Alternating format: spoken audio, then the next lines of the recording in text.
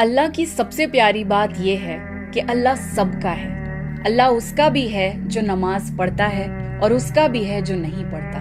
अल्लाह उसका भी है जो पर्दा करता है और उसका भी है जो नहीं करता।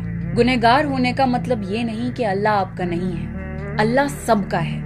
किसी का कोई हक नहीं कि आपको ये कह दे कि क्योंकि तुम गुनहगार हो अल्लाह तुम्हारा नहीं है। अल्लाह ने वापसी का दरवाजा तब तक खुला रखा है जब तक आखिरी सांस है।